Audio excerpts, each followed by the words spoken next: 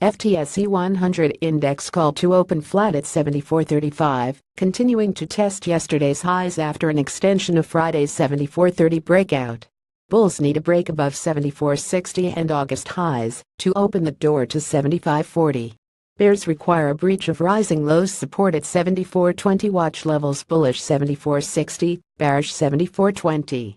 Calls for a flat start come in spite of yet more record highs on Wall Street and a largely positive session in Asia.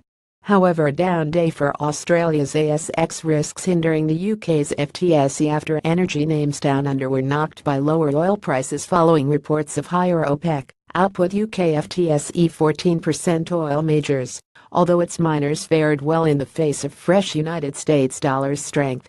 FTSE headlines this morning include Ferguson, which says the U.S. market remains favorable. Nordic disposals are progressing. It plans a £500 million share buyback, dividend 9.9%, and it looks to the medium term with confidence.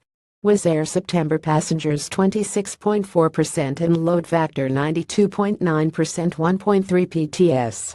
Shire has filed an antitrust suit against Allergan, alleging contracts with Medicare Part D drug plans for its Restasis eye drops effectively blocked access to Shire's rival drug.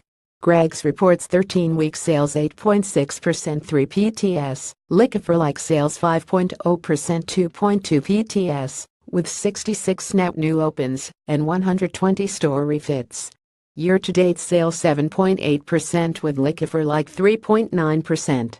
Great Portland Estates quarterly update highlights 28 new leases, £10.2 million annual rent secured, along with good progress on delivering its 3 committed development schemes.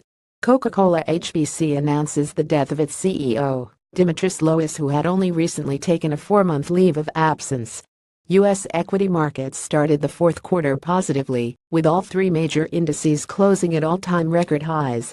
The Dow Jones outperformed, rallying by over 150 points as Goldman Sachs contributed the most gains, while the S&P 500 also benefited from financial strength alongside healthcare names, and the Nasdaq closed higher despite several large-cap tech names closing lower.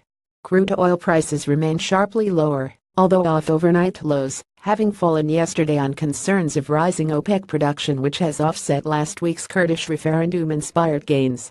Brent crude has fallen back below $56 overnight as the U.S. dollar trade a fresh 6-week highs, while its U.S. equivalent has retreated from overnight highs, having fallen over $1 yesterday. Gold is extending losses, having fallen overnight on fresh U.S. dollar strength as a result of euro weakness. However, the precious metal may have found some much-needed support at mid-August lows of $1,268, having rallied from that level overnight to a high of $1,272. A breach of this level would likely indicate the continuation of the downtrend.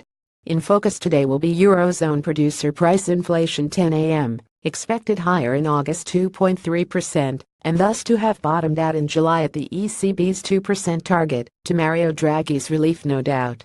Afternoon data points are limited to U.S. ISM New York for September 2:45 p.m. Look to for any deviation from last month's mean reversion from a very strong 21-month high of 56.6 in July. Reports today are limited to the Bank of England's Financial Policy Committee FPC meeting minutes 9:30 a.m. Of interest after recent observations on UK consumer credit ahead of a potential US interest rate rise, and in light of an expected increase in banks' counter-cyclical capital buffer exhibit November's meeting.